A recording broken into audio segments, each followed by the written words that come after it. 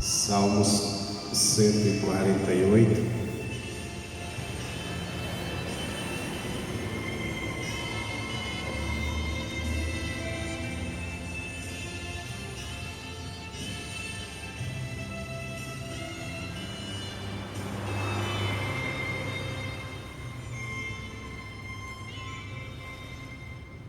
Ou melhor, 147.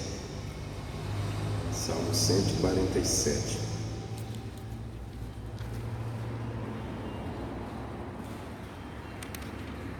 É um salmo de louvor a Deus.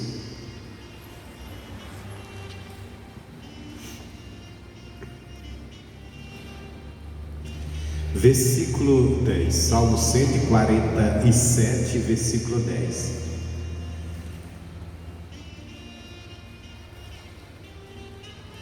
Eu vou pegar aqui o versículo anterior, 9, para dar uma compreensão melhor. Que ele diz assim, isso aqui está falando de Deus, como eu já disse, é um salmo de louvor a Deus,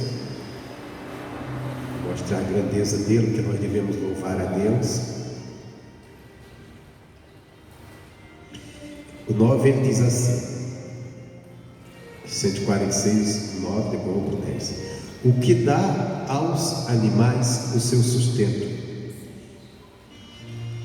147, Salmo 147, né?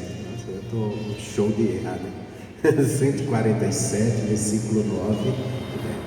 O que dá aos animais o seu sustento, e aos filhos dos corvos, quando clamam.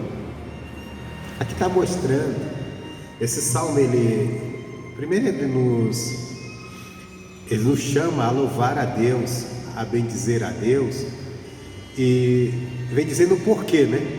O porquê. Mas ele nos leva também a atenção a quê? Ele nos leva a atenção, se você pegar o versículo 7, ele diz: cantai ao Senhor em ação de graças, cantai louvores ao nosso Deus com harpa. Aí depois ele vem falando. Então, o que dá aos animais seu sustento. Ele nos leva a entender que tudo vem de Deus. Que tudo vem de Deus. Eu estava orando hoje e me veio até uma reflexão, até que o irmão trouxe hoje, para orar aqui, ele trouxe. Quando Deus, Ele fala para Salomão, diz assim: me pede o que você quer. Você já imaginou Deus falar para você: pede o que você quer? O que é que você quer? O que passaria na sua cabeça nessa hora? Me pede o que você quer. O que você quiser pode pedir. Deus estava dando, vamos dizer, um cheque assinado por ele a Salomão, sem valor. O valor quem colocaria era Salomão. Nós já sabemos, Salomão pediu sabedoria, mas a reflexão que me veio foi até sobre, ele tem até uma canção que diz: o que darei ao Senhor? Tem uns salmos também que fala disso. O que darei ao Senhor? E eu fiquei pensando, o que nós podemos dar a Deus? Porque mesmo que você tivéssemos muita riqueza e resolvesse dar tudo para Deus, ou entregar para a obra de Deus, vamos dizer assim, estou dando isso aqui para Deus, você não estava dando nada seu, porque não há nada, aquilo que Davi disse, não há nada que te damos que o Senhor não já nos deu. Se eu oferecer o meu corpo, a minha vida em sacrifício, vou dar a minha vida para Deus em sacrifício, a minha vida foi Ele que me deu. Então não há nada que nós podemos dar a Deus que Ele não já tenha, porque a nossa própria vida pertence a Ele, porque foi Ele é o Criador da vida, Ele é o Criador de todas as coisas. Então a única coisa que nos resta é sermos gratos, e mesmo quando oferecemos alguma coisa, é por gratidão. porque Ele nos dá tudo. E aquilo que, por exemplo, se você é uma pessoa que dá boas ofertas, grandes ofertas, tem condições, vamos dizer que você é uma pessoa que tem condições de dar grandes ofertas para a obra de Deus, para contribuir com a pregação do Evangelho, você está dando o que Deus já te deu.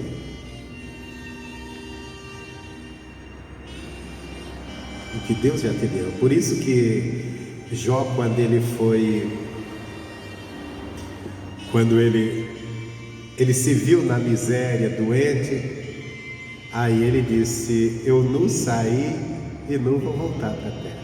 Nu eu nasci, eu não tenho nada. Tudo foi Deus que deu. E é verdade, até o fôlego de vida pertence a Ele. Tudo pertence. Agora o que eu quero te dizer é nesse versículo que ele diz assim, que Deus, Ele dá aos animais o seu sustento e aos filhos dos corvos quando clamam. Se nós refletirmos nessa palavra, nós não vamos andar preocupados. Por isso que Jesus disse que nós deveríamos olhar as aves, olharmos as ervas do campo, como elas se vestem de beleza, como a ave do céu tem um alimento que Deus prepara. O que Jesus estava dizendo, não que a gente vivesse no comodismo, mas que nós não vivêssemos carregados de preocupações, porque quantas às vezes estamos preocupados que está faltando algo, porque queremos algo, porque precisamos de algo. Ele diz: não se preocupa, porque o Pai sabe tudo que você precisa, e Ele tem tudo isso para te dar se você andar com Ele, se você estiver em comunhão com Ele, porque tudo vem dEle. Até a tua disposição, se você for uma pessoa muito disposta a trabalhar, ela vem de Deus, porque a Bíblia diz que Deus é aquele que dá, como que é que diz? A sorte se lança ao caso, mas a disposição vem de Deus. Então Deus dá disposição.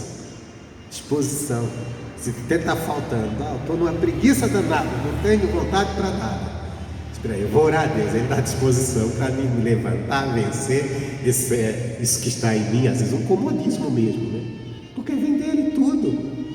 Ele desperta isso em você, se você andar com Ele. Lógico, aí que está comunhão com Ele.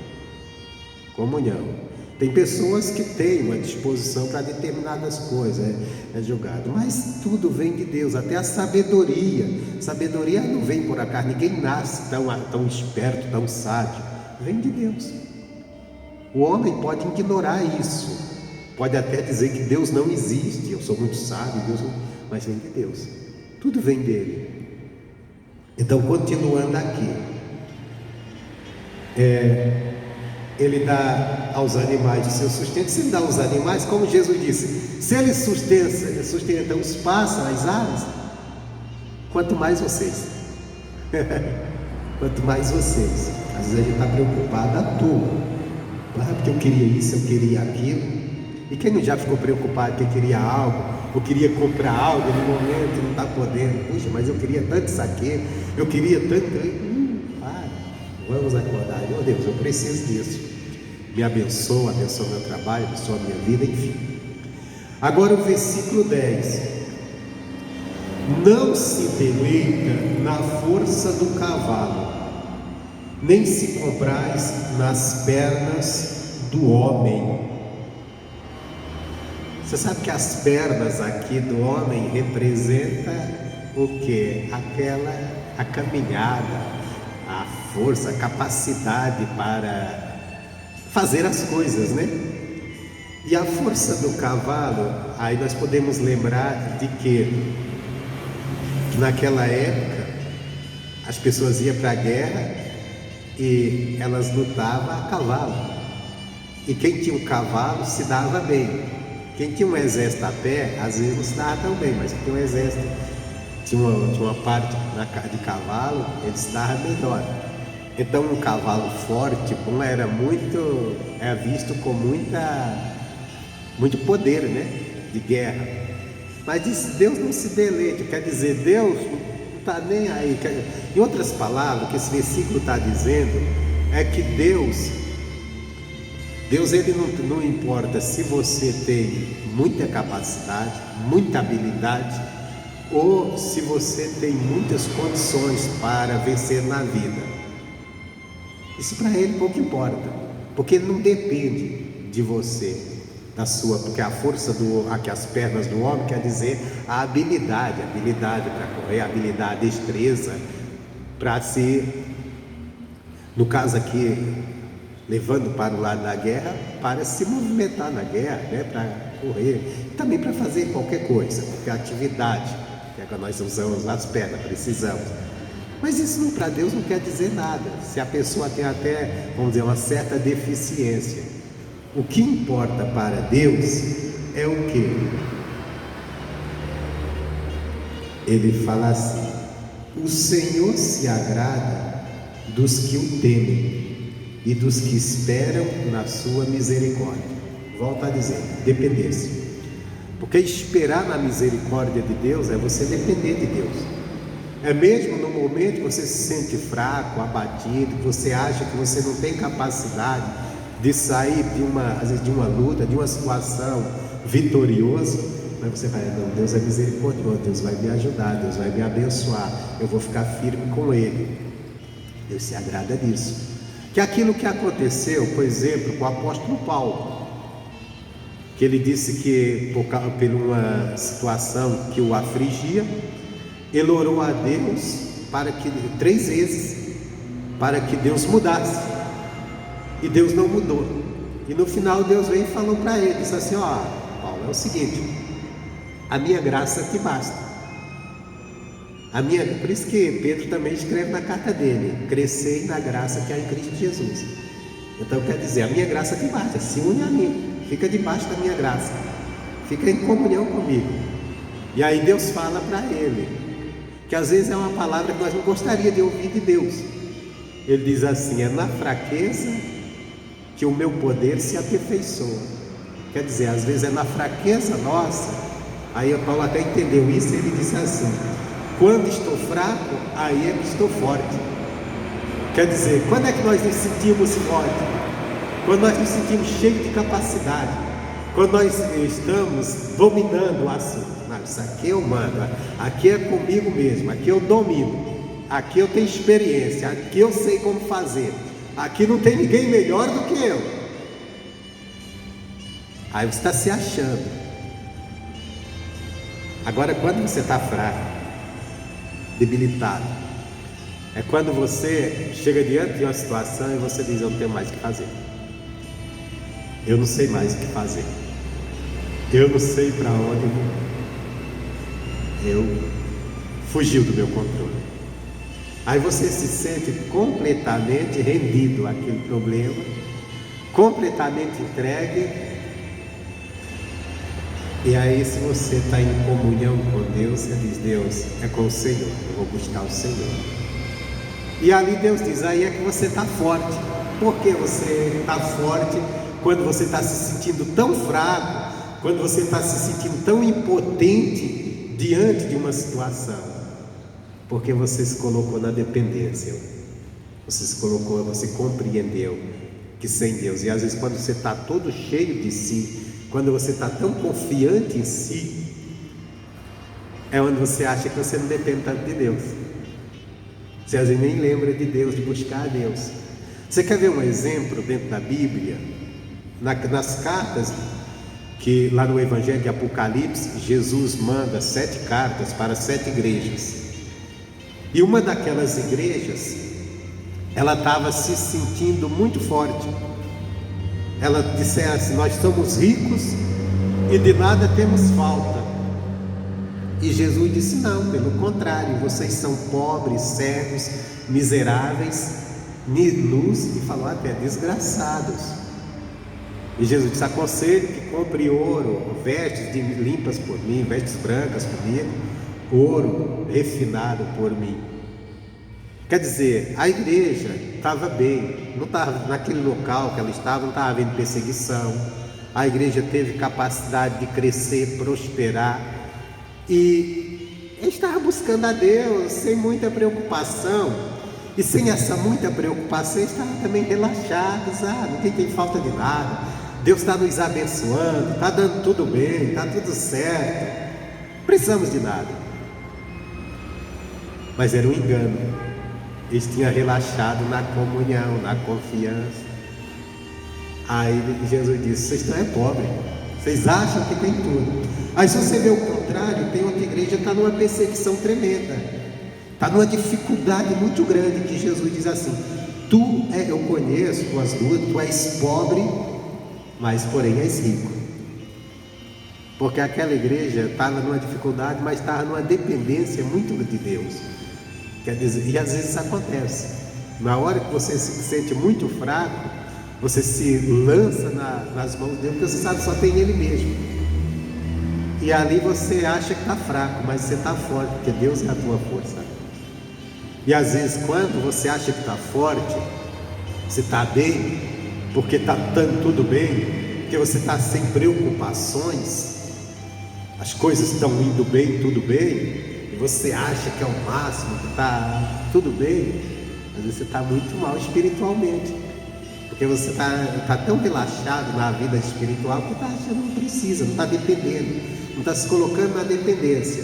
Só que aquilo é um engano. Por que é um engano? Porque tudo vem de Deus, tudo. E quando eu começo a esquecer de Deus, a relaxar no temor a Deus, a relaxar na caminhada com Deus, na comunhão, na busca, na oração, enfim, de buscar a Deus, eu começo sem perceber, eu começo a enfraquecer espiritualmente. Então ele diz assim, que Deus, Ele não se alegra na habilidade do homem, nem na força, na capacidade, na força do cavalo, que é no poder humano, né? O poder humano, levando essa ilustração para os tempos, naqueles tempos da guerra, era isso, um homem com pernas fortes, habilidosa para a guerra, ele se sentia o máximo, ainda mais em cima de um cavalo poderoso, potente. Então a guerra está ganha aqui. Aí Deus disse: não é isso não, porque eu não ajudo você, porque você tem um bom cavalo, porque você tem uma boa habilidade. Isso aqui é uma coisa interessante, né? A pessoa às vezes se prepara muito na vida para vencer, e deve se preparar, deve ser esforçado, mas sem Deus não quer dizer que vai conseguir. Sem Deus não quer dizer. Pode até conseguir a princípio, mas de repente leva um tombo na vida e não tem como se levantar. Diferente de quem tem Deus, às vezes até enfrenta também as barreiras, leva os tombos, mas não fica prostrado. A Bíblia diz que quando ele cai, Deus levanta. Então, continuando aqui, né? O Senhor se agrada dos que o temem. Primeira coisa, para nós agradar a Deus, devemos andar no temor a Ele, que é o respeito à sua palavra. O respeito não é só a palavra, é o respeito à pessoa de Deus. Porque quando eu estou obedecendo a palavra, quando eu estou andando no temor ao que eu estou aprendendo, eu estou respeitando a pessoa de Deus. Você respeitar a palavra de alguém, você respeitá-la. Você não pode dizer: eu tenho um respeito por essa pessoa, mas o que ela fala eu não levo em conta. Então não respeita ela.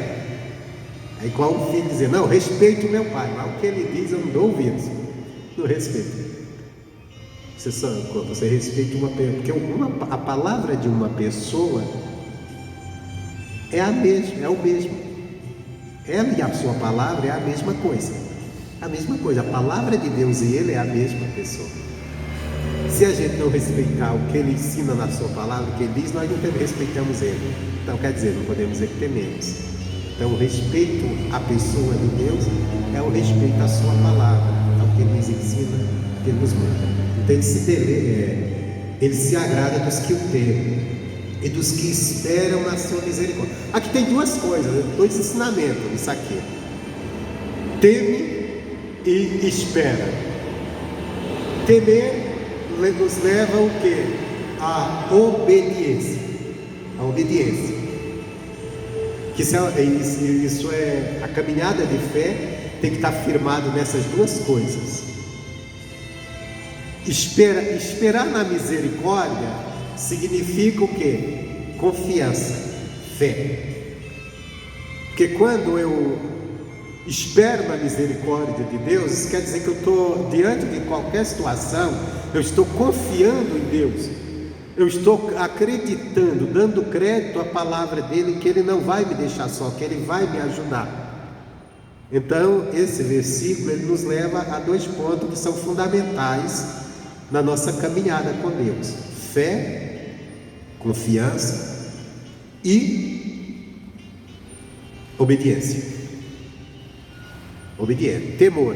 O temor me leva a respeitar a autoridade dele, a palavra dele. Então isso vai automaticamente me levar à obediência. A obediência, a meditar na palavra dele, a aprender dele e pôr em prática o que estou aprendendo. E a espera na misericórdia dele, confiança. Ele disse que é misericordioso, ele disse que vai cuidar de mim, eu vou confiar. Mas tudo está dizendo que não, mas eu vou confiar. Ele vai ajudar, ele vai abençoar, ele vai mudar. Estou confiando. Continuando. Então isso agrada a Deus, né? Versículo 12. Louva, ó Jerusalém, ao Senhor.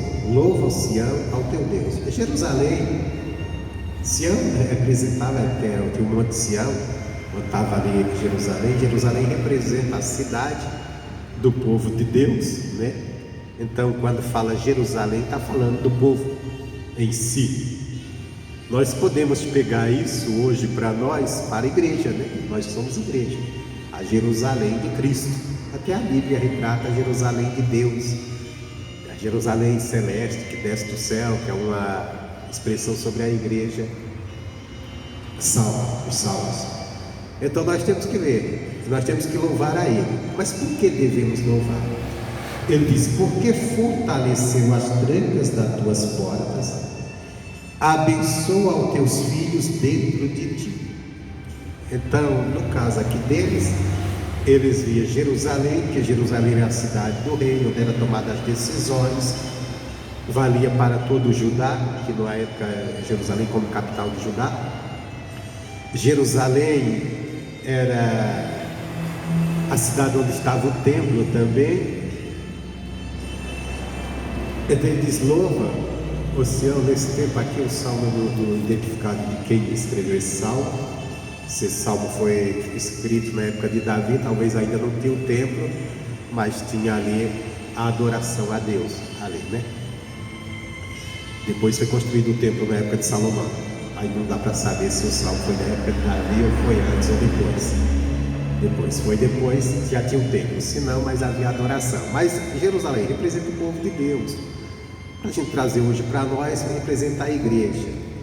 E dentro dela tem a bênção de Deus, tem a proteção de Deus. Quando fala igreja, não é isso aqui que nós estamos, né? Quando a gente falamos igreja, estamos falando a igreja no sentido de todos aqueles que creem em Deus, de todos que aceitaram Jesus.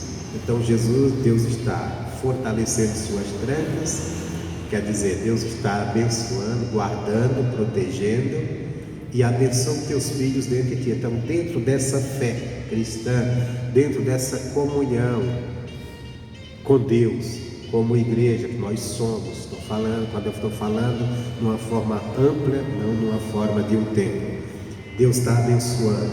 Nós temos que ter isso dentro do nosso coração, porque se nós estamos servindo a Deus, se nós consideramos a igreja de Cristo, então somos a Jerusalém de Deus. Então, Deus está conosco, está nos abençoando.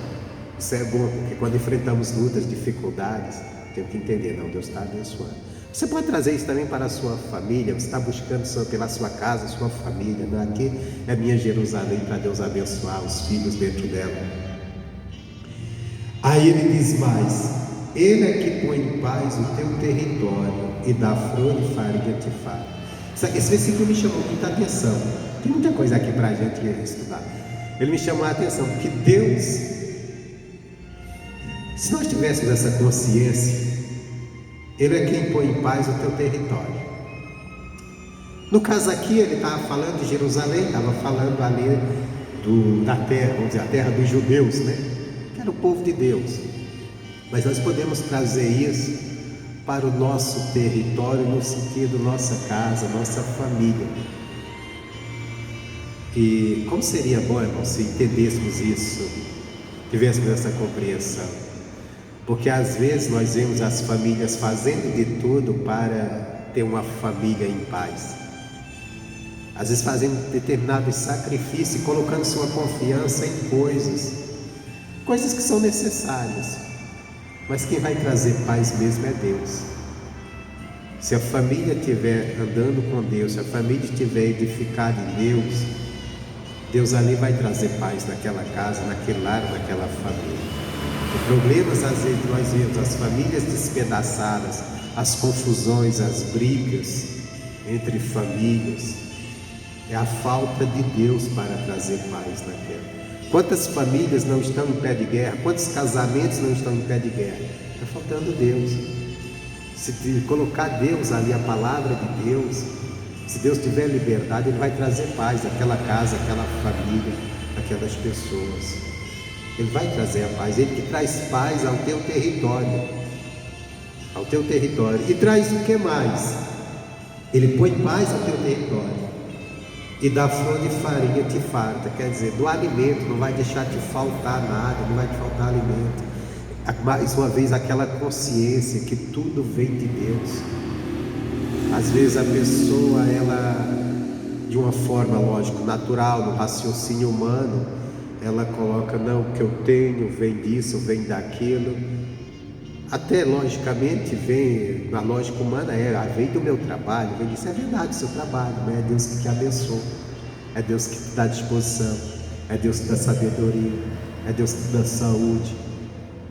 E se não for Deus, tudo pode naufragar.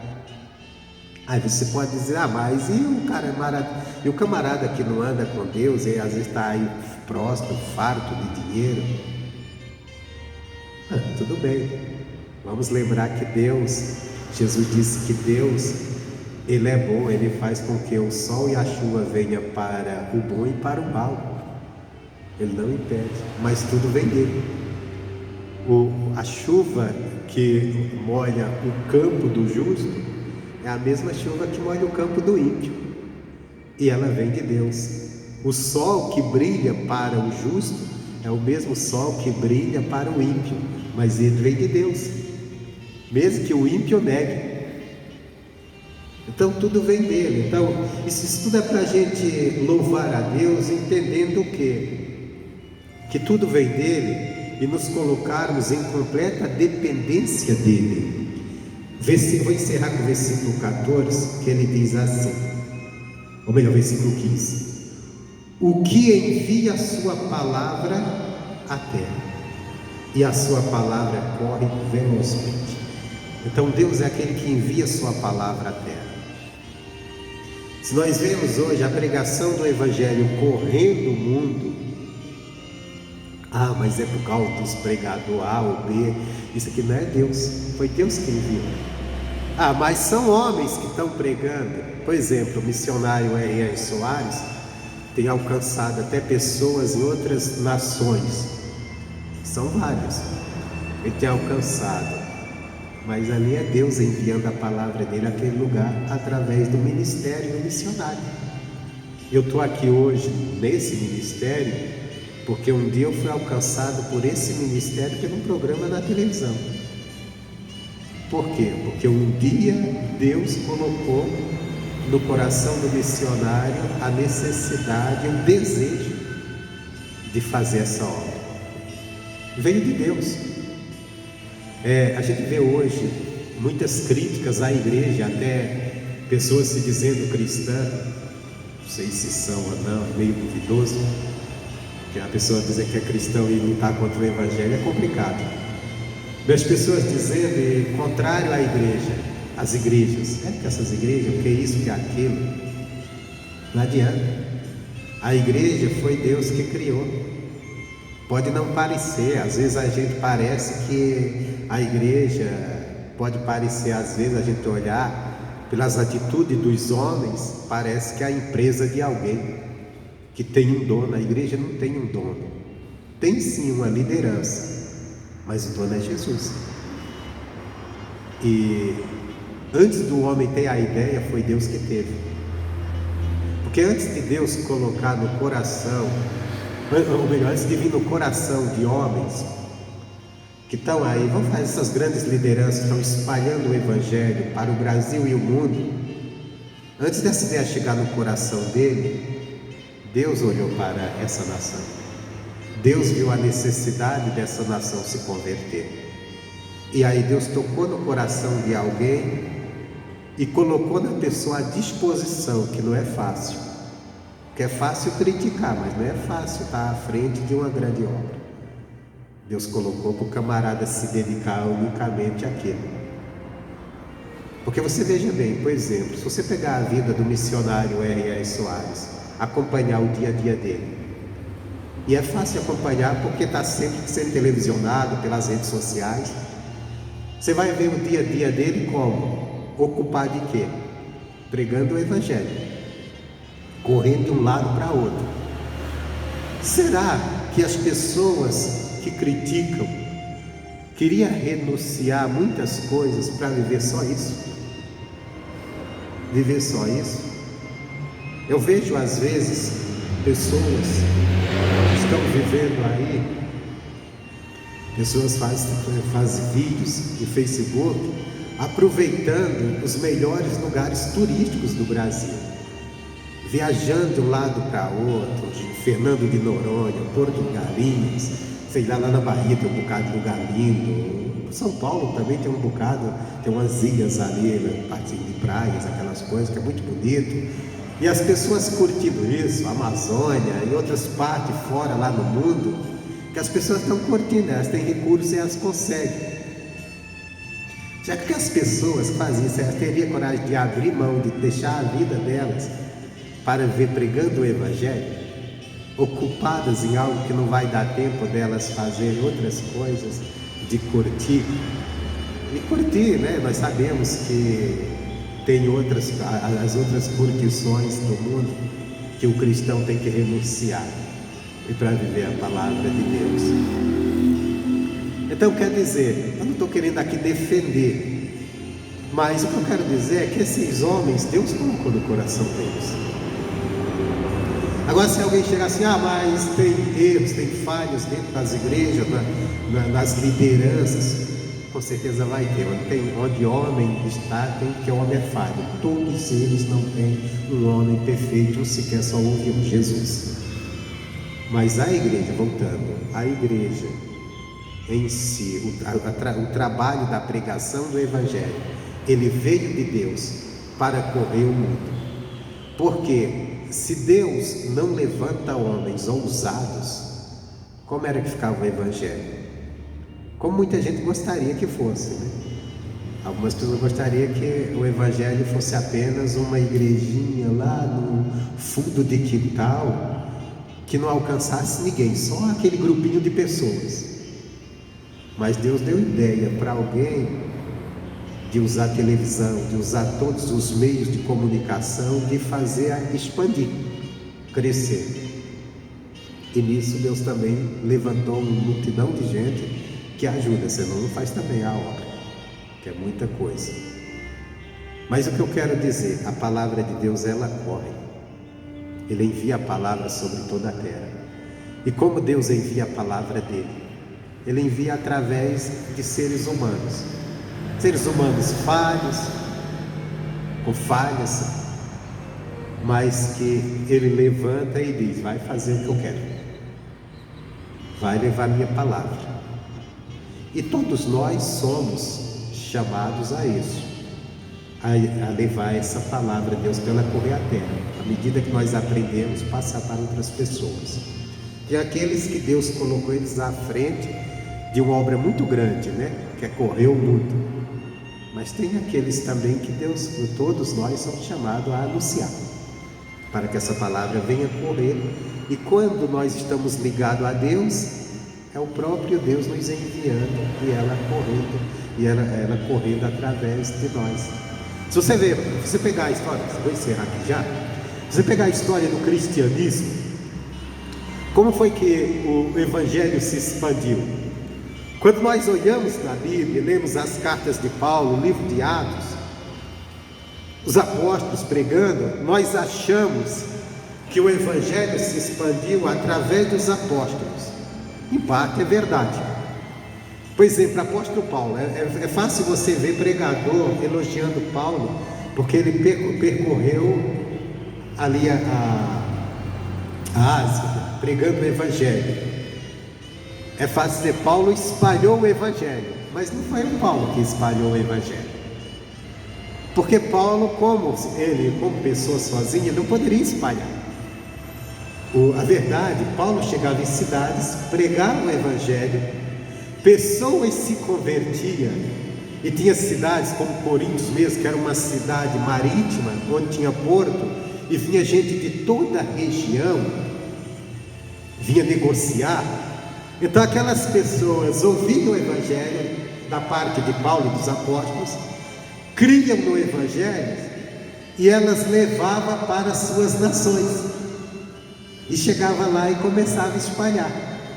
Então é aqui a palavra de Deus correndo o mundo através de quê? De pessoas, que até hoje não muda. Às vezes a gente estamos querendo que a obra seja feita pelos pregadores, a obra é feita pelo povo. Não adianta. Se você não anunciar, a igreja nunca cresce. Quem faz crescer a igreja não é pastor, o pastor tem que cuidar, é o povo. Só que, lógico, tem a capacidade, aí está no pastor, fazer, ensinar direitinho. Se nós estamos errando, talvez no ensinamento, estamos criando um povo que não está servindo para nada, na questão do quesito de espalhar a obra de Deus. A obra de Deus é aquela pessoa que creu na palavra, que foi abençoada, que fala para alguém, que até chega para alguém e diz: vou para a igreja, fui abençoado. É aquela pessoa que ouviu a palavra e fala para o outro. É assim, o evangelho cresceu assim. Pessoas ouviam. Quem mais levou o evangelho, expandiu o evangelho, não foram os pregadores. Os pregadores foram lá e pregaram em algum lugar. Foram os comerciantes, pessoas que viviam do comércio, andando de um lado para outro. Só que eles chegaram ali, ouviram Paulo pregando, alguns dos apóstolos, creram naquilo e levaram para as suas terras. Aí foi passando aquela ideia. Você vê isso acontece quando Jesus conversa com aquela mulher à beira do poço. Jesus fala para ela algo e ela logo corre na cidade. E ela avisa para as pessoas vêm até Jesus. Pelo que ela falou, ela que levou. Depois nós vemos quando Jesus expulsa o demônio do gadareno, que as pessoas a princípio pedem que Jesus se retire. Mas Jesus fala, aquele homem quer ir embora, quer ir com Jesus. Jesus disse: não vai para a tua casa, para os teus, e anuncia. E a Bíblia diz que ele saiu anunciando Jesus ali naquela região, e todos que ouviam ele se maravilhavam. Quando Jesus volta ali, é diferente, agora o povo quer ouvir. Então quer dizer, a palavra de Deus corre a terra, e ela corre através de quê? Através das pessoas que ouvem e se convertem. Os pregadores fazem uma parte, mas a outra parte quem faz é o povo. Quem faz é o povo. Aliás, o pregador pouco faz. Quem mais faz é o povo, que vão passando de um para o outro. Bom, eu vou ficando por aqui. E essa palavra nos serve para nós crermos e dependermos completamente de Deus, sabendo que tudo vem dele. Amém, Jesus? Nós vamos agora para o momento de oração.